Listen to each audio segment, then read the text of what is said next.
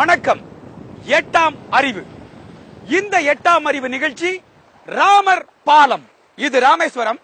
ராமேஸ்வரத்திலிருந்து இலங்கைக்கு ராவணனை அழிச்சு ராவண யுத்தத்துல சீதையை மீட்டுட்டு வர்றதுக்காக இங்கிருந்து இலங்கைக்கு போறதுக்காக ஸ்ரீராமன் தன்னுடைய அனுமன் சேனையை கொண்டு உருவாக்கின பாலம் தான், சரித்திர புகழ் வாய்ந்த பூமியோட நினைவு சின்னம் தான் ராமர் பாலம். அந்த ராமர் பாலத்தை பத்தி இந்த எட்டாம் அறிவு நிகழ்ச்சியில பயணிச்சு பார்த்து உணர போறோம்.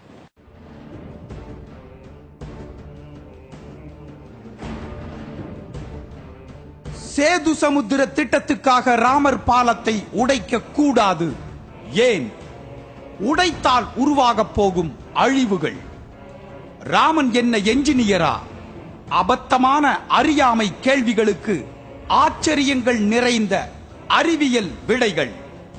மிதக்கும் கற்கள், இயற்கை தெய்வீகம். வரலாற்று மனிதன் ஸ்ரீராமனும் அனுமன் படைகளும் கட்டிய உச்சகட்ட விஞ்ஞானத்தின் அடையாளம், பூமியின் நினைவு சின்னம் ராமர் பாலம். ஸ்ரீராமன் இந்த மண்ணில் வாழ்ந்த வரலாற்று மனிதன் என்பதற்கு வால்மீகி தரும் ராமன் பிறந்த தினமும் பிளானட்டரி கோல்டு சாப்ட்வேர் வழியாக இன்றைய விஞ்ஞானம் தரும் பிறந்த தினமும் ஒன்றுதான். ராமர் பிறந்த இடம் அயோத்தி. நாள் ஜனவரி 10ஆம் நாள் மதியம் 5114 BCE. இலங்கையில் ராவணனுடைய இறந்த பதப்படுத்தப்பட்ட உடல் உள்ள கல் பெட்டி மம்மி உள்ள இடம் உசன்ஹோட்டா ராவணகோடா என்ற இடத்தில் இப்போது கண்டுபிடிக்கப்பட்டுள்ளது. இப்போது இறந்த ராவணனின் உடல் கிடைத்துள்ளது. இறந்தது, கொல்லப்பட்டது ராவணன் எனும் போது கொன்றது ஸ்ரீராமனே. வேறு என்ன வேண்டும் ஆதாரங்கள் ராமன் வாழ்ந்த மனிதன்தான் என்று நிரூபிப்பதற்கு? இலங்கை சென்று ராவணனை கொன்று சீதையை மீட்க கடல் கடப்பதற்கு ராமேஸ்வரம் தனுஷ்கோடியில் இருந்து இலங்கை வரை கட்டப்பட்டதுதான் ராமர் பாலம்.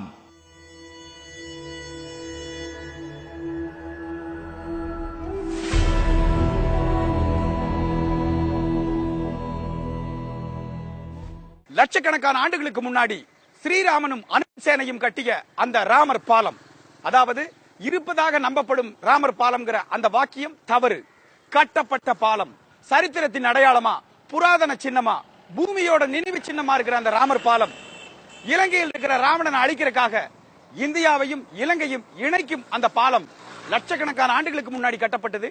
இப்ப இருக்கிற கட்டிடக்கலையோட உச்சகட்டமான மிக ரசாயனம் சொல்லப்படுற பல கெமிக்கல்ஸையும் விட அதை மிஞ்சக்கூடிய அளவில் உள்ள கட்டிடக்கலையில கட்டப்பட்டதுதான் அந்த ராமர் பாலம். ராமர் பாலத்தை பார்க்கணும்னா இங்கிருந்து 20வது கிலோமீட்டர்ல இருக்கிற தனுஷ்கோடியிலிருந்து மீண்டும் ஒரு 5-6 கிலோமீட்டர் மணல் பாதையில சஞ்சரிச்சால் அந்த பயணம் நம்மளை கொண்டு போய் சேர்க்கிறது அரிச்சல்ங்கிற ஒரு இடம். அந்த இடத்துலதான் ராமர் பாலம் தொடங்குது. அந்த இடத்தை நோக்கி இந்த சாலையில பயணிக்கலாம். தொல்லியல் துறை கண்டுபிடித்துள்ள ராமர் பால அடையாளம் தற்போது கடலுக்கு அடியில் உள்ளது. தற்போதுள்ளதை விட எவ்வளவோ உச்சகட்ட தொழில்நுட்பத்துடன் கட்டப்பட்டது இந்த ராமர் பாலம். Survey, planning, execution, post completion என்ற முறையில் மிக துல்லியமாக கணக்கிட்டு சிவில் என்ஜினியரிங் முறையில் கட்டப்பட்ட கடல் பாலம் ராமர் பாலம். ராமரும் வானர படைகளும் பாலம் கட்டுவதற்கு பொருத்தமான இடத்தை தேர்வு செய்ய ஒரு சர்வே நடத்தியது. ராமநாதபுரம் மாவட்டம் தேவிப்பட்டினம் முதல் திருப்புல்லானி வரை இந்த சர்வே நடத்தப்பட்டது. நளன் என்பவர் தன்னை ஸ்ரீராமனிடம் சுயமாக அறிமுகப்படுத்தி தான் விஸ்வகர்மா பரம்பரை என்றும் பாலத்தை கட்டித்தருவதாகவும் உறுதி தருகிறார். நளனை தலைமை என்ஜினியராக நியமித்து வானர படைகள் கடலில் பாலம் கட்டும் பணியை தொடங்கின. வால்மீகி ராமாயணத்தில் யுத்த காண்டத்தில் சொல்லப்பட்டுள்ள பாலம் கட்டிய முறை. முதலில் மரங்களை கொண்டு பாலம் கட்டும் வடிவம் நிரப்பப்பட்டது.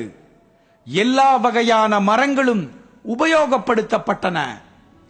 சாலை, அஸ்வகர்ணம், தாவா, மூங்கில், குதஜா, அர்ஜுனா, வில்வம், மா, அசோக மரங்கள் ஆகியவைகளை உபயோகித்து முதலில் அஸ்திவார அடிப்படை முறை இடப்பட்டது. Pile foundation, wood cushion effect உருவாக்கப்பட்டது. மரத்தால் குஷன் போன்ற நிலை உருவாக்கப்பட்டது. இதன் மீது சிறிதும் பெரிதுமாக கற்கள் சிஸ்டமாக அடுக்கப்பட்டன. இறுதியாக பிளாட் பினிஷ்ட் லெவல் பாலமாக உருவாக்கப்பட்டது. மில்லியன் ஆண்டுகள் கடந்துவிட்ட இன்றைய நிலையில் இந்த ராமர் பால வடிவமைப்பின் மீது மணல் மூடியுள்ளது. அதனால் நமக்கு மண் திட்டு போல காட்சி தருகின்றது. மிக கவனமாக இந்த மூடியுள்ள மணலை அகற்றி பார்த்தால் பாலத்தின் ஒவ்வொரு லேயர் எனப்படும் தட்டுக்களும் தெளிவாக தெரியும். சீபெட் மரக்கட்டைகள் அடுக்கப்பட்டவை, கற்கள் என்று லேயர்கள் தெளிவாக புரியும். லட்சக்கணக்கான ஆண்டுகள் ஆனதால் இந்த மரங்கள் கடினத்தன்மையாகி கார்பன் கலந்த பொட்டானிக்கல் கிரெயின்ஸ், அதாவது தாவரத்தன்மை வாய்ந்த பாறைகள் ஆகியுள்ளன. 2004 டிசம்பர் 26 மிகப்பெரிய சுனாமில இந்த தமிழக கடற்கரைகள், மொத்த இந்திய கடற்கரைகளும் பாதிக்கப்பட்டது. குறிப்பா தமிழக கடற்கரைகள்ல நாகப்பட்டினம் இது மாதிரி இருக்கிற மிக முக்கியமான இடங்கள்ல 1, 2, 3 கிலோமீட்டர்கள் கடல் கரை கடந்தது. உள்ள நகரங்களை ஊர்களை அழிச்சது. ஆனா இந்த இடங்கள்ல கடல் கரை கடக்கல. காரணம் பலதுமாக இருக்கலாம். குறிப்பா இந்த அரிச்சல் மணலை பத்தி சொல்லியிருந்தோம். இந்த அரிச்சல் மணல் அதே மாதிரி இந்த கடலுக்குள்ள வேறொரு உலகத்திலேயே தனிச்சிறப்பு வாய்ந்த ஒரு விஷயம் இருக்கு. அதுதான் பவளப்பாறைகள்.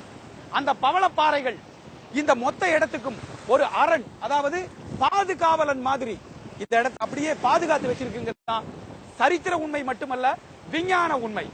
அதாவது இதுக்குள்ள இருக்கிற பவளப்பாறை திட்டுகள், அந்த திட்டுகள் மிகப்பெரிய அலைகளையும் சுனாமிகளையும் தடு அரண் மாதிரி இந்த இடத்தை காத்துட்டு இருக்குங்கிறது தான் அறிவியல் உண்மை. இப்ப சேது சமுத்திர திட்டத்துக்காக இந்த இடத்தை ராமர் பாலத்தை உடைச்சா அந்த பாதுகாப்பு அரண் இல்லாமல் ஆகும். இது இன்னும் எளிமையா புரியணும்னா, இப்ப கூட இலங்கையில ஒரு இன மக்கள் இருக்காங்க. அவங்க இனத்தோட பேரு சேது காவலன். காலப்போக்குல கால ஓட்டத்துல கடந்த 2 நூற்றாண்டுல அவங்க நிறைய மதம் மாற்றப்பட்டிருக்காங்க. கிறிஸ்து மதத்துக்கு அந்த இனத்தை மாத்திட்டாங்க. நிறைய பேரை புத்த மதத்துக்கு மாத்திட்டாங்க. இருந்தா கூட அந்த சேது காவலன்கிற அந்த இன மக்கள் இப்பவும் அறியப்படுறது சேது காவலன் தான். ஆனா அவங்களுடைய பெயர் ஜார்ஜ் பெர்னாண்டஸ் சேது காவலன், ஜார்ஜ் தாம்சன் சேது காவலன், ஜார்ஜ் சேது காவலன், இப்படிதான் அவங்க பேர் இருக்கு. இப்படி வாழும் சாட்சிகளா அவங்க நமக்காக இந்த சேது சமுத்திரம், இந்த ராமர் பாலம், இந்த சேது காவலர்களுக்கு அத்தாட்சியா வாழும் சாட்சியா நமக்கு இன்னும் முன்னாடி இருக்காங்க. மிக தெளிவாக திட்டமிட்டு 2 பக்கமும் கயறு பிடிக்கப்பட்டு துல்லியமாக லீனியர் அலைன்மெண்ட் முறையில் வானர சேனை கட்டிய பாலம்தான் இது. ஆகாயத்தில் இருந்து எடுக்கப்பட்ட இந்த ராமர் பாலத்தின் புகைப்படம் இதை மிக தெளிவாக காட்டுகின்றது. இதை வால்மீகி பாடலிலும் சொல்லியிருக்கிறார். இந்தியா இலங்கை இடையிலான கடல் பகுதியில் 103 குறு மலைகளை இணைத்து வானரப்படைகள் 5 நாட்களில் ராமர் பாலத்தை கட்டி முடித்தது. ஒவ்வொரு நாளும் நடந்த பணியின் தூரமும் வால்மீகி ராமாயணத்தில் குறிப்பிடப்பட்டுள்ளது. தூரத்தின் அளவீடு யோஜனா என்பது. பாலத்தின் நீளம் 100 யோஜனா, அகலம் 10 யோஜனை. அதன் ரேஷியோ 10:1.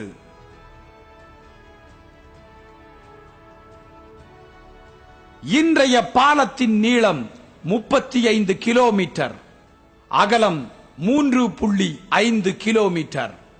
இது அதே 10:1 ரேஷியோவின் அடிப்படை அலகுதான்.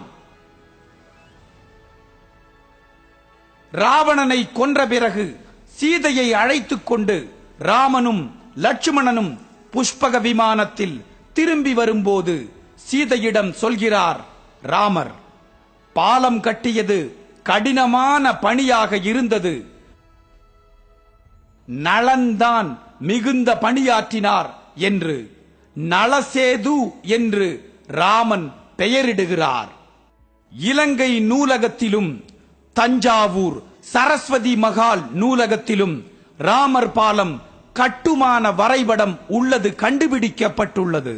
ராமர் பாலத்தின் வழியாக வியாபாரிகள் 1480 ஆண்டுகளில் நடந்து சென்று வியாபாரம் செய்திருப்பதும் வரலாற்று புத்தகங்களில் பதிவு செய்யப்பட்டுள்ளது. 400 ஆண்டுகளுக்கு முன் ராமேஸ்வரம் கடல் பகுதிகளில் ஏற்பட்ட ஆழி பேரலைகள் ராமர் பாலத்தை மூடிவிட்டதாக ஆராய்ச்சியாளர்கள் கூறுகின்றனர். இதன் தொடர்ச்சிதான் 1948 ஆண்டு தனுஷ்கோடியும் பூகம்பத்தால் பாதிக்கப்பட்டன. 1964 ஆண்டு புயலால் அடியோடு அழிந்தன. 1978 ஆண்டு புயலிலும் இந்த பகுதிகள் கடுமையான சேதத்துக்கு உள்ளாகின. இந்திய இலங்கை கரைகளை இணைக்கும் இந்த பாலம் இப்போது கடலுக்கு அடியில் இருக்கின்றது. உலகின் வேர்ல்ட் ஓசனோகிராபி ரிப்போர்ட்டின் படி கடந்த காலங்களில் 9 அடி உயரங்களுக்கு கடல் நீர் உயரம் அதிகரித்துள்ளது. துருவ பகுதிகளின் பனிக்கட்டி உருகி தண்ணீர் ஆவதும் குளோபல் வார்மிங் எனப்படும் காரணங்களும் தான் இதற்கு காரணங்கள் ஆகியிருக்கின்றன.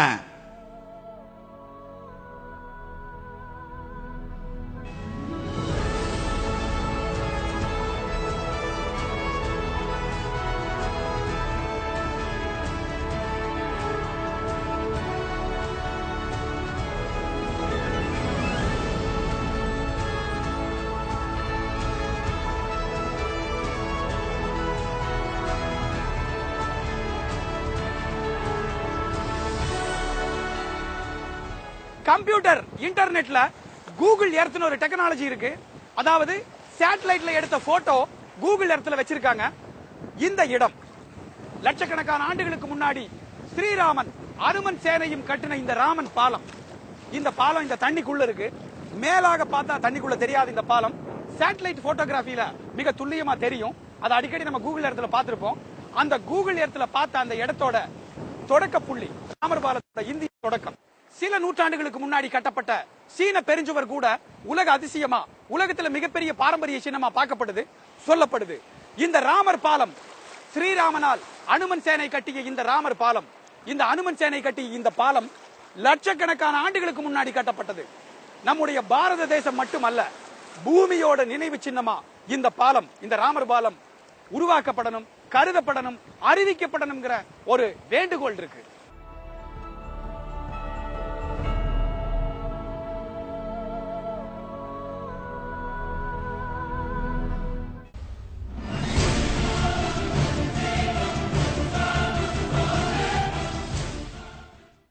ஒரு விஷயத்தை உருவாக்குறது, அதாவது சிருஷ்டிப்பது, படைப்பது, ஆக்குவதுங்கிறது ரொம்ப கஷ்டம். இதை உருவாக்கி பார்த்தவங்களுக்கு புரியும். ஆனா அழிக்கிறது ரொம்ப சுலபம்.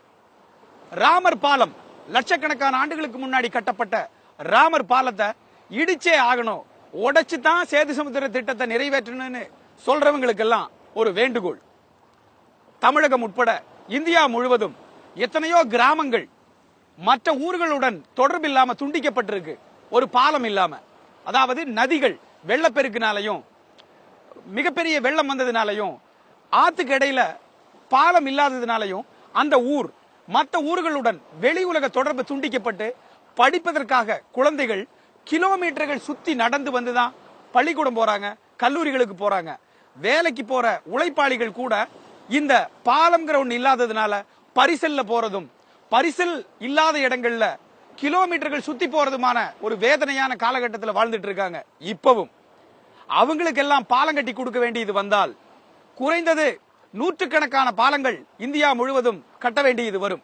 அப்படியுள்ள பாலங்கள் கட்டும் ஆக்கப்பூர்வமான ஒரு பணிக்கு தான் முற்படணுமே தவிர, இருக்கிற ஒரு வரலாற்று நினைவு சின்னம் இந்த சேது சமுத்திர திட்டத்துக்கான இந்த பணியில இந்த வரலாற்று சின்னமான ராமர் பாலத்தை உடைச்சே ஆகணும்னு நிக்கிறது மிகவும் தவறு. எதிரி நாட்டவர்கள் செய்வார்கள்.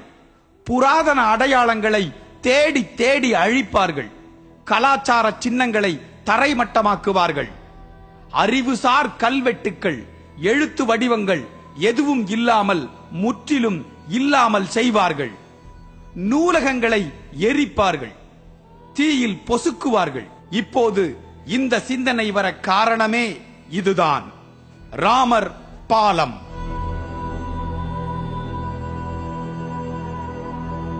பல ஆயிரம் ஆண்டுகளுக்கு முன்பு கட்டப்பட்டது இந்த பாலம் என்று நம் புராணங்கள் சொன்னபோதும் இதை பற்றி அறிந்து கொள்ள நாம் ஆர்வம் காட்டவில்லை.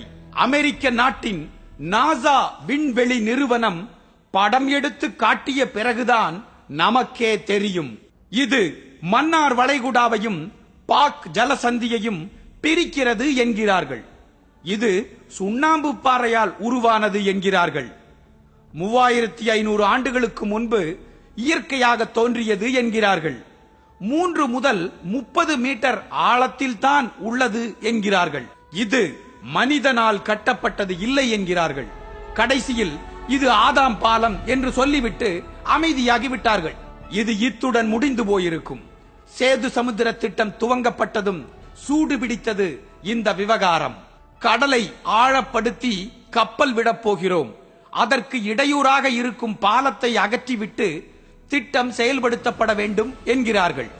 இப்போது இந்த பிரச்சனையும் நீதிமன்றத்தில் இருக்கிறது. 500 வருஷத்துக்கு முன்னாடியே இது ராமர் பூஜை பண்ணது, இங்க ராமர் வந்ததுங்கிறது பாஸ்கராச்சாரிய நிரூபிச்சிட்டாரு. தனுஷ்கோடி பகுதியில் போய் அந்த மண்ணில் காலை ஒரு குழியை தோண்டிட்டு நில்லுங்க. வித்தின் a செகண்ட் அந்த குழி மண்ணால மூடப்படும். அதுக்காகத்தான் அதுக்கு பேரு என்னன்னா அரிச்சல் முனை. மண்ணை அரிச்சுக்கிட்டே இருக்கும். இந்த ட்ரெஜிங் கப்பல்ல தோண்டினாங்க. அந்த ட்ரெஜிங் கப்பல் மிகவும் அருமையான கப்பல். அது இதுவரைக்கும் அப்படின்னா அந்த கப்பல்ல எந்தவித ஃபெயிலியரும் ஏற்பட்டது கிடையாது. அப்போ அப்படின்னா அந்த ஸ்பட்டு உடையுது. இதுவரைக்கும் அந்த கப்பல் ரிப்பேர் ஆனது கிடையாது. அந்த ஸ்பட்டு உடைஞ்சது திருப்பி அந்த ஸ்பட்டை கண்டுபிடிக்கிறதுக்காக இன்னொரு கப்பல் வருது. அந்த கப்பலே ரிப்பேர் ஆகுது. சரியா? அது எதேச்சியா ரொம்ப வருஷம் உழைச்சதியா அப்படின்னு சொல்லலாம். அடுத்து இன்னொரு கப்பல் அதே ரிப்பேர் ஆகணும். இன்னும் சொல்ல போனா அப்படின்னா அந்த பகுதியில் வேலை பார்த்த கப்பல் ட்ரெட்ஜிங் ஊழியர்கள் அத்தனை பேருமே சொன்ன வார்த்தை என்ன தெரியுமா? இந்த பகுதியில் வேலை பார்க்க ஆரம்பிச்சதுலேருந்து எங்களுக்கு உடல்நலம் சரியில்லை, மனநலம் சரியில்லை அப்படிங்கிறது அவங்களோட ரிப்போர்ட். அவங்களோட எங்கள்கிட்ட பகிர்ந்து கொண்ட விஷயங்கள். ஆதி காலத்தில் பயன்படுத்தியது என்றால் ஒவ்வொரு நாட்டிலும் உடைந்த பானை துண்டாக இருந்தாலும் பாதுகாத்து வைக்கிறார்கள். ஆனால் ஒரு பாலத்தையே, ராமர் பாலத்தையே பாதுகாக்க நாம் போராட வேண்டியுள்ளது. எங்கே போய் முட்டிக்கொள்வது? எப்படியோ மத்திய அரசு என்ன செய்ய போகிறது என்பது நம் கேள்வி அல்ல. அது தேசிய சொத்தாக அறிவிக்கப்பட வேண்டும். அது பாதுகாக்கப்பட வேண்டும். ராமர் பாலம், அந்த பாலத்திற்கு சென்று வர படகு சேவையை துவக்க வேண்டும். காரணம், ராமன் மண்ணில் உதித்த மகாவிஷ்ணுவின் மனித அவதாரம். இன்றும் என்றும் நம்பிக்கை உள்ள இந்துக்கள் மனதில் நீங்காத இடம் பிடித்தவர். வணங்கும் கடவுள். அவர் கட்டியதாய் சொல்லப்படும் பாலம் நமக்கு முக்கியம். நாம் நம்புகிறோம். அம்மா சொன்னால் இவர்தான் அப்பா. நம்பினோம். அதைப் போல ராமர் பாலத்தை ராமர் தான் கட்டினார் என்று நம்புகிறோம். கடைசியாக ஒன்று, தற்கால நிகழ்வுகளை சொல்வது வரலாறு. இதை எழுதியவர்கள் வரலாற்று ஆசிரியர்கள். அந்த கால புராண நிகழ்வுகளை சொல்வது இதிகாசம். இது இப்படி நடந்தது, அதுவே இதிகாசம். இதை எழுதியவர்கள் ஞானிகள், ரிஷிகள், முனிவர்கள். வித்தியாசம் இது ஒன்றுதான். இரண்டும் நடந்தது. ராஜராஜ சோழனை நம்மில் யாரும் பார்த்ததும் இல்லை, ராமபிரானையும் பார்த்தவர்களும் இல்லை. எல்லாமே நம்பிக்கை. பார்க்கவில்லை என்பதால் அப்படி மனிதர்களே இருந்திருக்கவில்லை என்று சொல்வது சரியல்ல. இந்த நம்பிக்கைகளை யாரும் நசுக்க வேண்டாம், நசுக்க முடியாது. ராமர் பாலம் வரலாற்று தொன்மை மிக்க பாலம். ராமர் பாலம் கடலுக்கு அடியில் 18 மைல் நீளம் உள்ளது. இந்தியாவுக்கும் இலங்கைக்கும் இடையே கடலுக்கு அடியில் உள்ள ராமர் பாலம் வரலாற்று தொன்மை மிக்க பாலமாகும். இந்தியாவை இலங்கையுடன் இணைக்கும் இந்த பாலத்தை சேது பாலம், ராமர் பாலம், அனுமன் பாலம் என்றும் அழைக்கின்றனர்.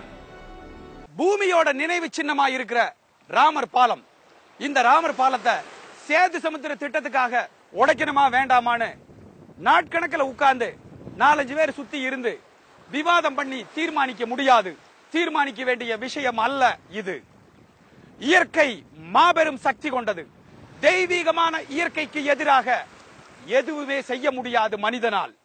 இந்த உண்மையை உணராத வரைக்கும் இயற்கை சார்ந்த இது மாதிரி தெய்வீகமான விஷயங்கள்ல விவாதம் பண்ணிட்டே தான் இருப்போம். இந்த விவாதத்துக்கு தீர்வு கிடையாது. அதாவது தெய்வீகமான இயற்கை தான் இந்த ராமர் பாலம். ராமர் பாலத்தை உடைக்கணுமா வேண்டாமாங்கிற இந்த விவாதம் உடனடியாக நிறுத்தப்பட வேண்டும். இந்திய வரைபடத்தில் ராமநாதபுரம் மாவட்டம் திருப்புல்லானி கடற்கரையிலிருந்து துவங்கி இலங்கை வரை 18 மைல் தூரத்துக்கு கடலுக்கு அடியில் இந்த பாலம் உள்ளதை செயற்கைக்கோள் எடுத்த புகைப்படம் விளக்குகிறது. பாக் நீரிணைப்பில் உள்ள ராமர் பாலத்தின் மீது மணல் குவிந்துள்ளதால் சில இடங்களில் மட்டும் இந்த பாலம் வெளிப்படுகின்றது. இவற்றை நம் மீனவர்கள் திட்டு என்றும் குட்டி தீவு என்றும் அழைக்கின்றனர். அமெரிக்காவின் நாசா விண்வெளி ஆராய்ச்சி நிலையம் இந்த பாலத்தின் வரலாற்று தொன்மையை ஏற்கனவே விளக்கியுள்ளது. இந்த பாலம் 18 மில்லியன் ஆண்டுகளுக்கு முன் உருவாக்கப்பட்டதாகவும் பிரளயம் ஏற்பட்ட பின்னர் இப்பாலம் கடலுக்கு அடியில் மூழ்கிவிட்டதாகவும் ஆய்வுகளில் விவரிக்கப்பட்டுள்ளது. நீண்ட தூரம் உள்ள இந்த ராமர் பாலம் கோரல் ரீஃப் என்று அழைக்கப்படும் பவளப்பாறைகளை கொண்டது. இந்த பவளப்பாறை படுகையில் மீன்கள் மற்றும் கடல்வாழ் உயிரினங்கள் பல வசிப்பதோடு இனப்பெருக்கமும் செய்கின்றன. திருப்புல்லானி கடற்கரையிலிருந்து துவங்கும் இந்த பாலத்தின் மீது இப்போதும் சிலர் நடந்து செல்கின்றனர். கடலுக்கு அடியில் மூழ்கியுள்ள பாலத்தின் மீது நடந்து சென்றால் முழங்கால் அளவுக்கு மட்டும் கடல் நீர் உள்ளது. 5 கிலோமீட்டர் தூரம் வரை நடந்து செல்லலாம். கற்கள் மிதக்கும் அதிசயம். ராமர் பாலத்தில் உள்ள கற்கள் மிதக்கின்றன. இந்த கற்களை பெயர்த்து எடுத்தால் அவை கடலில் மூழ்காமல் மிதக்கின்றன. இந்த கற்களை ராமேஸ்வரத்தில் சீதா தீர்த்தம் அருகே உள்ள மடத்தில் பக்தர்களின் பார்வைக்கு வைத்துள்ளனர். அதிசயமான இயற்கையின் தெய்வீகமான இந்த கற்களை பக்தர்கள் வாங்கிச் சென்று பூஜை அறைகளில் வைத்து வழிபடுகின்றனர். இலங்கை மன்னன் ராவணன் கடத்திய சீதையை மீட்க ராமர் தலைமையில் அனுமன் அமைத்த பாலம் இது என்று கூறுபவர்கள் இந்துக்கள் மட்டுமல்ல, இலங்கை வாழ் மக்கள். இதை அனுமன் பாலம் என்றுதான் அழைக்கின்றனர். சிங்கள தீவினுக்கோர் பாலம் அமைப்போம், சேதுவை மேடுருத்தி வீதி சமைப்போம் என்று பாரதியார் இந்த பாலத்தை பற்றி பாடியுள்ளது ராமர் பாலத்தின் அற்புதத்தை, முக்கியத்துவத்தை, இயற்கையின் அதிசயத்தை சுட்டிக்காட்டுகின்றது. ராமேஸ்வரம் தீவை தமிழகத்துடன் தரை வழியில் இணைக்க பாம்பன் பாலம் கட்டிய கேமன் இந்தியா நிறுவனம் இந்த ராமர் பாலத்தை பயன்படுத்தி இலங்கைக்கு தரை வழி பாலம் அமைக்கலாம் என்று மத்திய அரசுக்கு ஏற்கனவே ஆலோசனை வழங்கியிருந்தது. சேது சமுத்திர திட்டத்துக்காக ராமர் பாலத்தை இடிக்க கூடாது என்று சொன்னால் வளர்ச்சி விரோதிகள் அல்ல. ராமர் பாலம் என்பது பாரத நாட்டின் ஆன்மா, நம்பிக்கை சம்பந்தப்பட்ட விஷயம். இதை இடிப்பதால் தகர்க்கப்பட்டு கேவலப்படுத்தப்படுவது நம் நாட்டின் உணர்வுகளும் நம்பிக்கைகளும் ஆன்மாவும், கணக்கிட முடியாத இயற்கை செல்வங்களும். இனி வரும் நாட்களில் இயற்கை பேரழிவுகளை விலை கொடுத்து வாங்குவது விரைவாக நடக்கும். இந்தியா இலங்கை இடையே உள்ள ராமர் பாலத்தை இடித்து கப்பல்கள் செல்ல வழி உருவாக்கினால் சுமார் 30 மணி நேரம் பயண நேரம் குறையும். திட்டம் நிறைவேறி செயல்படத் தொடங்கி 1 வருடத்துக்குள் 215 கோடி அந்நிய செலாவணி லாபம் கிடைக்கும். ஆனால் ராமர் பாலத்தை உடைப்பதால் ஏற்படும் பேராபத்துக்களை ஆட்சியாளர்கள் உணர்ந்ததாக தெரியவில்லை. உணர்ந்தே ஆக வேண்டும். நம் இந்திய ஜனநாயகத்தில் சட்டமன்றத்திலும் பாராளுமன்றத்திலும் ஆளும் கட்சி எதிர்க்கட்சி விவாதம், சண்டை, சச்சரவு என்பது போல் நினைக்கிறார்கள். ஆனால் இது பூமி, இயற்கை அடிப்படையிலான அறிவியல் என்பது ஆட்சியாளர்களுக்கு புரிந்தே ஆக வேண்டும். இலங்கைக்கு கீழே இந்தோனேஷியா பகுதிகளில் தொடங்கிய பூகம்பங்களும் சுனாமி பேரழிவுகளும் சமீப காலத்தில் மறக்கவே முடியாதது. டெக்டானிக் பிளேட், அதாவது பூமியின் நிலத்தட்டுகளில் ஏற்பட்டுள்ள சலனங்கள் தொடர் பூகம்பங்களை உருவாக்குகின்றன, இனியும் உருவாக்கும். அப்படி இனியொரு சுனாமி வந்தால் தமிழகம், கேரளம் உட்பட தென்னிந்திய கடற்கரைகள் மிகச் சுத்தமாக துடைத்து நீக்கப்படும். அணுசக்தி உருவாக்க முக்கிய வேதியியல் பொருட்களான தோரியம் மற்றும் டைட்டானியம் தமிழக கடற்கரைகளில் மிக அதிகமாக காணப்படுகிறது. ராமர் சேது பாலம் இடிக்கப்படுவதன் மூலமாக அந்த பகுதியில் இருக்கக்கூடிய தோரியமானது, டெபாசிட் ஆகியிருக்கக்கூடிய தோரியங்கள்லாம் கரைந்து செல்லக்கூடிய நிலைமை ஏற்படும். அதுவும் இல்லாமல் புதிதாக டெபாசிட் ஆகுவதும் தடுத்து நிறுத்தப்படும். இப்பொழுதுதான் நமது விஞ்ஞானிகள் எல்லாரும் இதை மேம்படுத்தப்பட்ட நிலைமையிலே ஒரு கண்டுபிடிப்புகளை உருவாக்கி மின்சாரத்தை தயாரிப்பதற்குண்டான விஷயங்களை எல்லாம் கண்டுபிடித்திருக்கிறார்கள். இதன் மூலமாக இந்த நாட்டினுடைய பொருளாதாரம் மிகப்பெரிய அளவிலே வளர்ச்சி அடையக்கூடிய நிலைமையிலே இந்த தோரியம் கை கொடுக்கக்கூடிய நிலைமையில இருக்கிறது. அது மட்டும் இல்லாமல் இந்த பகுதியில் இருக்கக்கூடிய உயிரினங்கள், அரிய வகை உயிரினங்கள் எல்லாம் அந்த கடல் பகுதியில் வாழ்ந்து வந்து கொண்டிருக்கிறது. அது மட்டும் இல்லாமல் இதை நம்பியே பல லட்சம் மீனவர்கள் அந்த பகுதியில் வாழ்ந்து கொண்டிருக்கிறார்கள். அவர்களெல்லாம் பாதிக்கப்படுவார்கள். அதனால் பல லட்சம் கோடி ரூபாய்கள் வருமானம் வரும் என்று சொல்லிக் கொண்டிருப்பதை விட பல லட்சம் கோடி ரூபாய்கள் இந்த தேசத்திற்கு இழப்பு ஏற்படும் என்பதுதான் உண்மை. தமிழக முதலமைச்சர் அம்மா ஜெயலலிதா அவர்கள் ராமர் சேது பாலத்தை எந்த காரணத்துக் கொண்டும் இடிக்கக்கூடாது என்றும் இதை பாரம்பரிய சின்னமாக மாற்ற வேண்டும் என்று மத்திய அரசாங்கத்திடம் கோரியிருக்கிறார்கள். இது பாராட்டுக்குரியது. ஆப்பிரிக்கா, ஐரோப்பா கண்டங்களுக்கு இடையே உள்ள சூயஸ் கனால் அமைப்பை சேது சமுத்திரத்துடன் ஒப்பிட்டு பார்க்க கூடாது. சூயஸ் கனாலில் சுமார் 150 கிலோமீட்டர் பலமான பக்க சுவர் போல் உள்ளது. ஆனால் சேது சமுத்திரத்தில் உள்ள திட்டம் ஒரு மிகப்பெரிய மகா சமுத்திரத்தில் உள்ள கடல் கனால். ஆழம் சீராக இருக்க அடிக்கடி மணல் வார வேண்டும். இப்படி மணல் தேங்கியதால் தான் கொல்கத்தா துறைமுகம் உபயோகத்திற்கு உகந்ததல்லாமல் ஆகியுள்ளது. அலைகளின் ஏற்றத்தாழ்வுகள் கூடுதலுள்ள சேது சமுத்திரத்தில் கப்பல்கள் சிக்கி உடைந்து போக அதிக வாய்ப்புகள். பல்லாயிரக்கணக்கான கோடி ரூபாய் செலவில் 89 கிலோமீட்டர் நீளம், 300 மீட்டர் ஆழம் தோண்டுவது வளர்ச்சியை நோக்கிய பணி அல்ல. ராமர் பாலத்தை டைனமைட் உபயோகித்து உடைக்கப் போகிறார்கள் என்பதால் சுமார் 3500 அரிய வகையான கடல் வாழ் உயிரினங்கள் அழியும். லட்சக்கணக்கான கடல் உயிரினங்களும் அழியும்.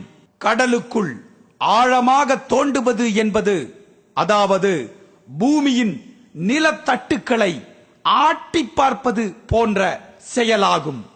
தற்போது தொடர் பூகம்பங்களால் மிக பலவீனமாக இருக்கும் இந்தோனேஷியா சுமாத்ரா பிளேட்டும் இந்திய அந்தமான் பிளேட்டும் மேலும் பலவீனமாகும். இனி வரும் தலைமுறைக்கு இப்போதைய அரசியல்வாதிகளும் ஆட்சியாளர்களும் தரும் பரிசு சுனாமி, பூகம்பம் போன்ற பேரழிவுகளாக இருக்க வேண்டாம். காத்திருக்கும் பேராபத்தை உணர்வோம்.